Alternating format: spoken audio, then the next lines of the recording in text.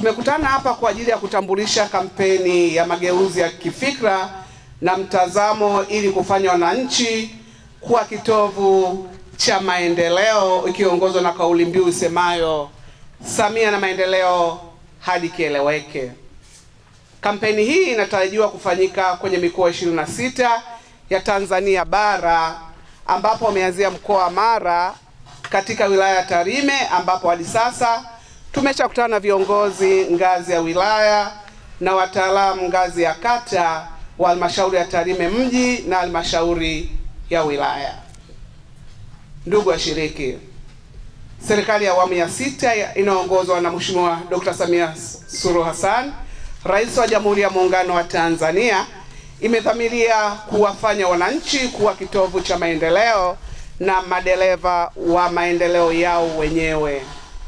Matarajio ni kuwa na jamii yenye fikra na mtazamo chanya katika maendeleo yenye maadili mema, jamii inayozingatia sheria, kanuni na taratibu za nchi, malezi na makuzi chanya ya watoto, jamii inayojali haki na ustawi wa wazee, jamii isiyo na ukatili wa kijinsia na mila kandamizi, yenye uzalendo kwa nchi yao, inayofanya kazi kwa bidii na kujitolea, jamii inayojali na kuhifadhi rasilimali za nchi, yenye lishe na afya bora, yenye matumizi sahihi ya tehama, na jamii inayojiwekea akiba. Ndugu washiriki, ili kuongeza ushiriki wa wananchi katika kujiletea maendeleo na kutatua changamoto zinazowakabili, kampeni itajielekeza katika kuamsha ari ya jamii kushiriki katika maendeleo kwa kutumia rasilimali zinazowazunguka ili kujiletea maendeleo, hususan katika kuhifadhi mazingira, matumizi endelevu ya rasilimali na kuboresha miundombinu ya shule, barabara, maji, umwagiliaji, mabwawa ya mifugo na malambo. Kuzingatia malezi na makuzi ya watoto, haki za watoto, wanawake na wazee. Kushiriki katika kampeni za kutokomeza ukatili dhidi ya wanawake, watoto na wazee. Kuelimisha jamii, kutumia kamilifu fursa zilizopo za kiuchumi, ikiwemo fursa za mikopo. Kuelimisha na kuhamasisha kuwekeza, kuweka akiba na kulipa kodi. Kuhamasisha wananchi kutumia teknolojia rahisi na sahihi katika ujenzi wa nyumba bora na teknolojia nyingine, mfano nishati safi na tehama. Na nyinyi pia najua katika jamii yenu kuna mila mkizitafakari mnaona kweli hii si sawa, lakini hii ni sawa, tunaweza tukaendelea nayo.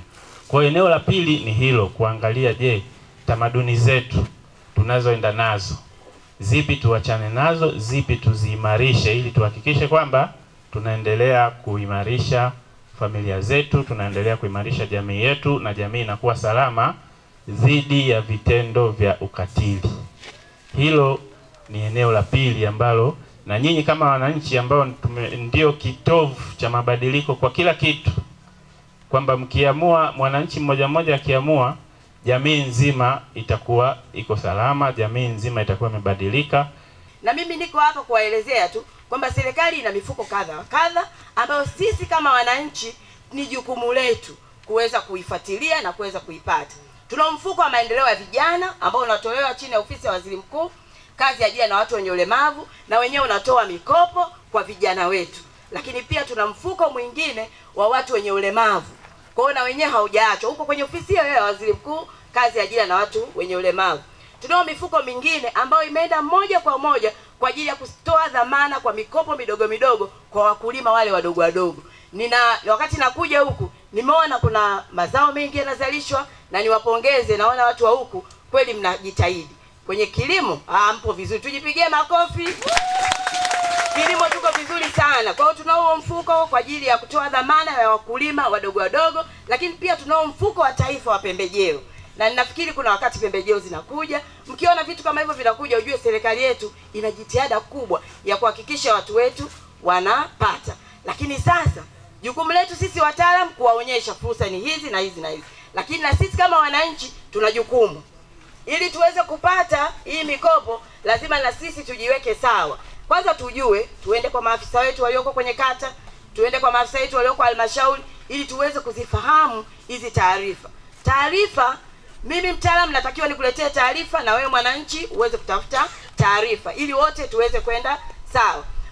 Unaposajiliwa, taarifa zako zinaunganishwa na mfumo wa NIDA kitaifa. Baadaye unapata kitambulisho kama hichi. Ukiwa na kitambulisho kama hichi, ukienda benki ya NMB ukasema nimekuja kuomba mkopo wa serikali wenye masharti nafuu, riba ni 7% kwa mwaka, hakika utahudumiwa. Tunachoomba kutoka kwenu, ndugu wafanyabiashara ndogo ndogo, tuwe na biashara halali, tutambulike katika maeneo yetu, tutambulishwe kwa uongozi wa kata, uongozi wa mtaa na maafisa mlio jamii, kwa sababu wapo, tunaamini hii fursa ipo. Mimi nasema Mheshimiwa Rais ametanua wigo. Sisi tunatoa mkopo nchi nzima, mabilioni yapo. Kinachotakiwa ni wananchi ambao ni wafanyabiashara ndogo ndogo kujitokeza, kujisajili, kupata vitambulisho na wao kuwa waaminifu kwenye mkopo.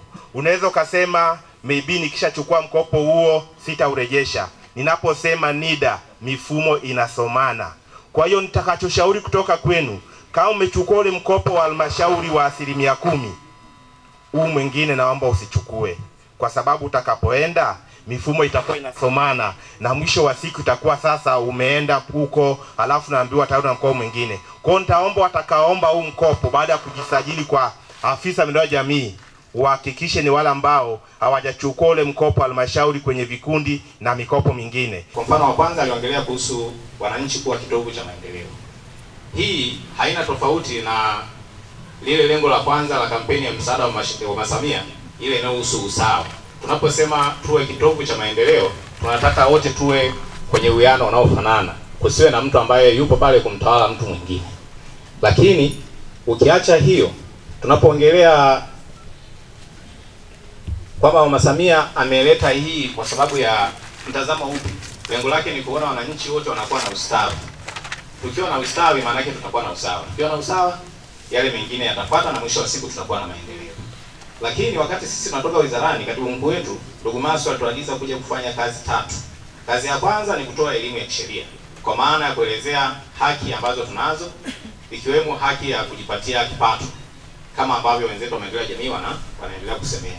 Lakini ya pili ni kutatua migogoro kwa njia mbadala kwa kutumia ile sheria ya msaada wa kisheria. Kwa hiyo tukiwa hapa, mwisho wa siku kama kuna mtu atakuwa na tatizo la kisheria, sisi tuko tayari kumhudumia. Lakini jambo la tatu ni kutoa msaada wa kisheria, kwa maana ya kuna migogoro ambayo haiwezi kutatuliwa hapa uwandani, inahitaji iende mahakamani. Kwa hiyo migogoro, kwa yule mtu anayestahili kwa mujibu wa sheria msaada wa kisheria, anatafutiwa wakili, anaenda kumsimamia kesi yake mahakamani.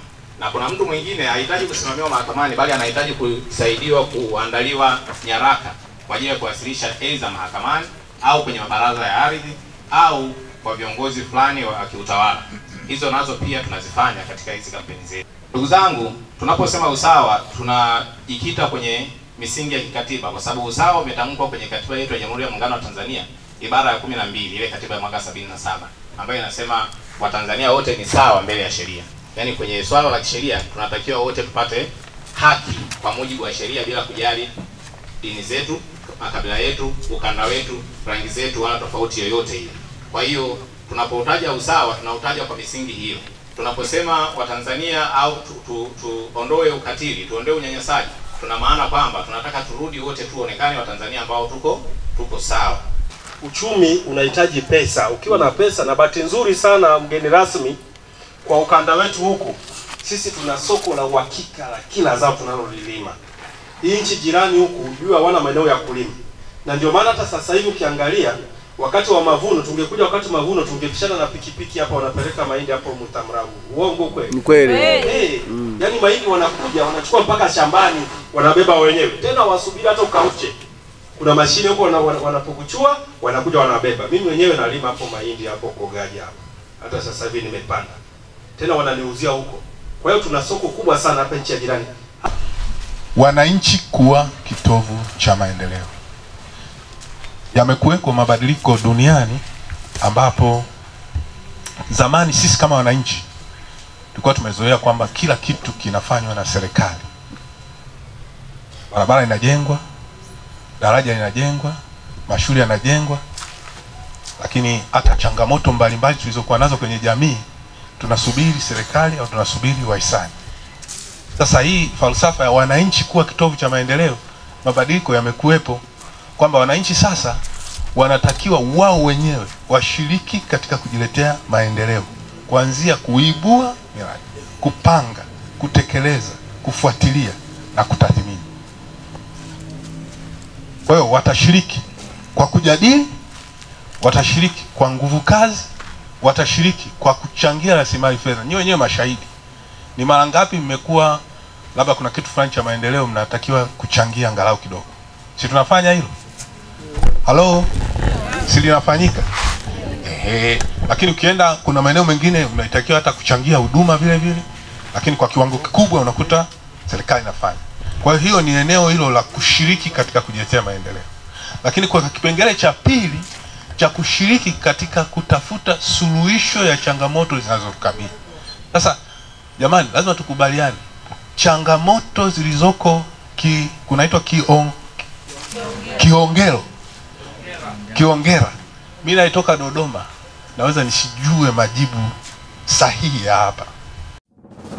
Moregas English Medium School ni shule ya awali na msingi iliyoko Sirari, wilayani Tarime, mkoa wa Mara, nchini Tanzania. Ni shule ya kutwa na bweni yenye mazingira wezeshi na rafiki kwa mwanao. Shule yetu inaendelea kufanya vizuri sana. Rejea matokeo ya darasa la 7 mwaka 2024. Watoto wote 61 wamepata ufaulu wa daraja A. Wanafunzi 14 wamechaguliwa kujiunga na shule za bweni, ikiwemo shule ya Tabora Girls, Mzumbe, Mara Girls, Pugu, Shinyanga Girls, Dr. Badrida Buriani na Tumaini. Ndiyo, karibu sasa, mlete mwanao apate elimu bora. Kwa mawasiliano, piga simu namba 0765 65 67 05 au 0628 94 34 24 au 0745 49 41 02. Wote mnakaribishwa.